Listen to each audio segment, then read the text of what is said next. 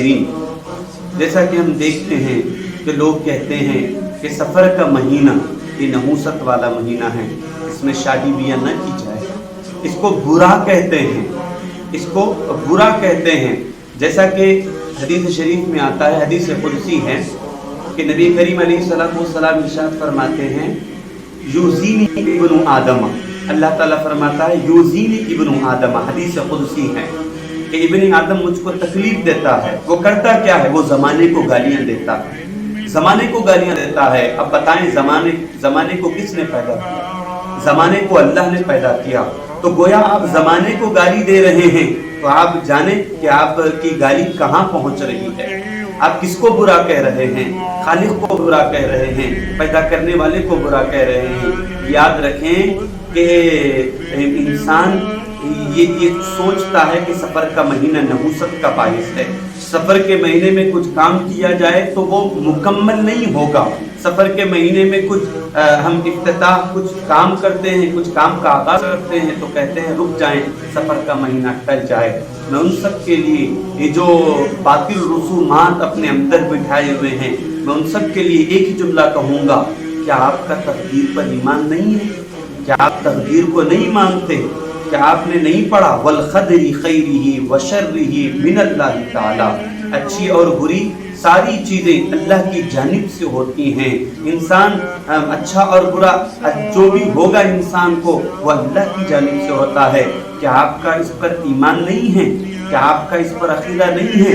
اگر کوئی اس کو نہیں مانے گا وہ کافر ہو جائے گا۔ تقدیر کا انکار نہیں کر سکتے، اللہ کی ذات پر کامل یقین ہونا چاہیے، ہر حال میں اللہ کی ذات پر یقین ہونا چاہیے۔ مسبب الاسباب، اسباب بنانے والی ذات بس اللہ کی ذات ہے۔ عزیزان محترم، نبی کریم علیہ السلام نے ارشاد فرمایا کہ حشر کا میدان ہوگا تو اللہ پاک 70,000 آدمیوں کو بغیر حساب و کتاب کے جنت میں داخل فرما دے گا۔ صحابہ نے عرض کیا یا رسول اللہ وہ کون لوگ ہیں؟ ان کی صفتیں تو بتائیں۔ تو نبی کریم علیہ السلام ان کی صفت بتاتے ہوئے کہتے ہیں ان کی ایک صفت یہ ہے کہ وہ بدشگونی نہیں لیتے تھے، اور ایک صفت یہ بتاتے ہیں کہ وہ اللہ پر کامل یقین کیا کرتے تھے، وہ اس پر ایمان رکھتے تھے۔ والقدر خیرہ وشرہ من اللہ تعالی، اچھی اور بری تقدیر یہ ساری چیزیں اللہ کے ہاتھ میں ہیں۔ محترم حاضرین، تقدیر کے حوالے سے بس میں اتنا کہوں گا کہ انسان ابھی پیدا نہیں ہوا تھا، اللہ اس کی تقدیر کو لکھ چکا ہے۔ وہ زمین میں آ کر کتنی سانسیں لے گا، اسے کتنا رزق دیا جائے گا، اس کے ساتھ کیا ہوگا، یہ ساری چیزیں اللہ نے لکھ دیا ہے۔ بہت سارے لوگوں کا یہ ماننا ہے کہ سفر میں اگر شادی کیے گے تو وہ ان دونوں کے درمیان میں نا اتفاقی پیدا ہو جائے گی، اختلافات پیدا ہو جائیں گے، لڑائی جھگڑے پیدا ہو جائیں گے۔ آپ بتائیں، میں کہتا ہوں کہ اگر سفر کے مہینے میں شادی کرنا نحوست کا باعث ہوتا تو کیا آپ کے اور ہمارے آقا کوئی نکاح سفر میں فرماتے؟ نہیں فرماتے۔ آپ تاریخ اٹھا کر دیکھیں تو ام المؤمنین سیدتنا صفیہ رضی اللہ تعالیٰ عنہ کا نکاح نبی کریم علیہ السلام نے سفر کے مہینے میں فرمایا ہے۔ سفر کے مہینے میں آپ ان سے نکاح فرماتے ہیں۔ یہ حضرت صفیہ رضی اللہ تعالیٰ عنہ کون تھی؟ یہ حضرت صفیہ رضی اللہ تعالیٰ عنہ جن کے بھائی قبیلے کے سردار، جن کے والد بھی قبیلے کے سردار۔ جنگ خیبر ہوا، آپ یاد رکھیں جنگ خیبر کس وقت فتح ہوا؟ تاریخ اٹھا کر دیکھیں تو پتہ چلے گا کہ جنگ خیبر سفر کے مہینے میں ہم مسلمانوں کو فتح اور نصرت کامیابی حاصل ہوئی، وہ بھی سفر کا مہینہ ہی تھا۔ محترم حاضرین، آپ جانتے ہیں کہ سفر کا مہینہ نحوست والا نہیں ہے۔ نحوست کسی کے آنے کی وجہ سے نہیں ہوتی، نحوست کسی کے دیکھنے کی وجہ سے نہیں ہوتی۔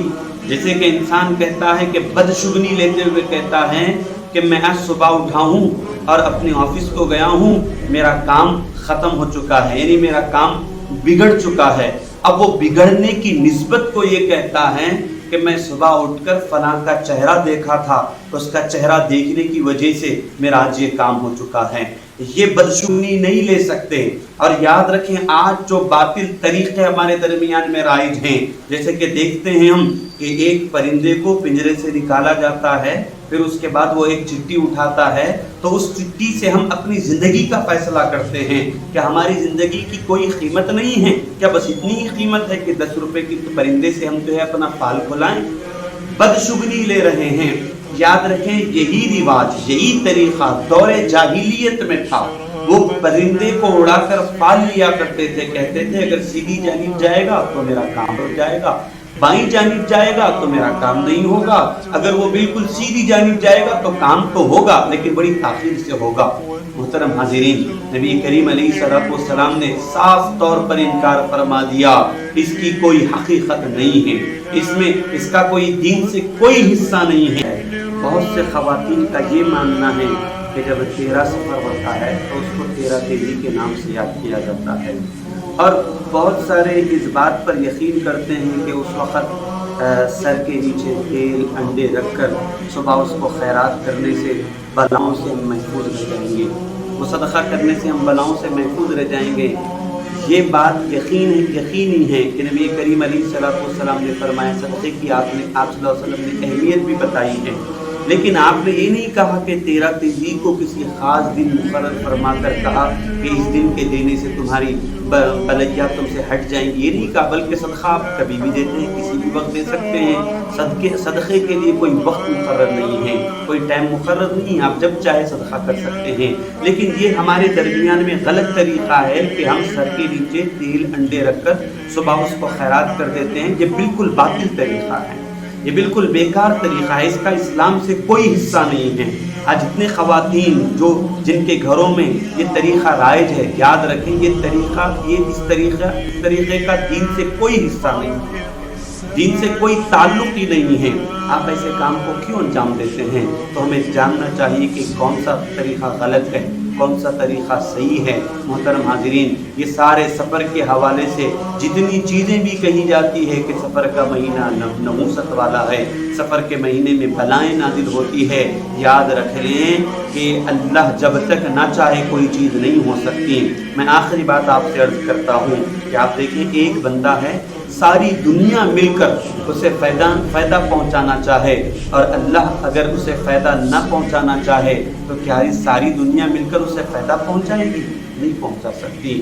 یہی آپ یہ بھی یاد رکھ لیں، ساری دنیا مل کر کسی انسان کو نقصان پہنچانا چاہے اور اللہ نہ چاہے کہ اس کو نقصان پہنچانا، کیا ساری دنیا مل کر اسے نقصان پہنچائے گی؟ نہیں۔ یہ یاد رکھ لیں، جو بھی ہوگا اللہ کی جانب سے ہوگا۔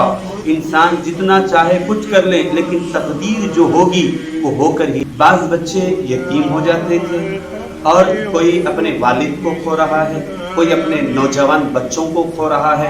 اس طرح غارت گیری کا عالم یہ ہوتا تھا کہ سارے اسی میں ملوث ہو جاتے تھے اور گھر پورے خالی ہو جایا کرتے تھے، اسی لیے اس کا نام سفر رکھا گیا۔ محترم حاضرین، اس وقت رواج یہ تھا کہ عورتیں کہتی تھیں کہ یہ مہینہ منحوس ہے، لیکن یاد رکھیں اللہ نے نہ کسی مہینے کو، نہ کسی ہفتے کو، نہ کسی وقت کو اللہ نے منحوس نہیں پیدا کیا۔ نحوست وقت میں نہیں ہوتی، نحوست اپنے بدعملیوں کی وجہ سے آتی ہے۔ جیسے کہ دیکھیں کہ ایک بندہ ہے، فجر کی اذان کی تو فجر کی نماز ادا کرنے کے لیے مسجد کو آیا اور نماز پڑھی اور وہ گھر چلا گیا۔ اور ایک شخص وہ ہے کہ جو اپنے بستر میں آرام کرتا رہا، سورج بھی طلوع ہو چکا۔ اب یہ جو فجر کی نماز ادا کرنے کے لیے جو شخص آیا تھا، وہ فجر کی نماز ادا کر کے برکتوں کو حاصل کر لیا، اور جو شخص اپنے بستر میں پڑا رہا، سورج طلوع ہونے کے بعد اٹھ رہا ہے، تو وہ اپنے لیے نحوستیں خود اکٹھا کر رہا ہے۔ وقت ایک ہی ہے، وقت نحوست والا نہیں ہوتا۔ وقت میں برکتیں، وہ شخص اٹھتا ہے برکتیں حاصل کرتا ہے، اور یہ شخص سو رہا ہے تو وہ اپنے لیے نحوستیں اکٹھا کر رہا ہے۔ تو آپ بتائیں، نحوست وقت میں ہے یا اپنے عملوں کی وجہ سے ہوتی ہے؟ نحوست اللہ کی نافرمانی کی وجہ سے آتی ہے، نحوست بے نمازی، نماز نہ ادا کرنے کی وجہ سے آتی ہے۔ وہ انسان نماز ادا کرتا ہے، برکتوں کو حاصل کرتا رہے گی۔ اب آخر میں اللہ سے دعا ہے مولا تعالیٰ جو کچھ سنا گیا اس پر عمل کرنے کی توفیق عطا فرمائے۔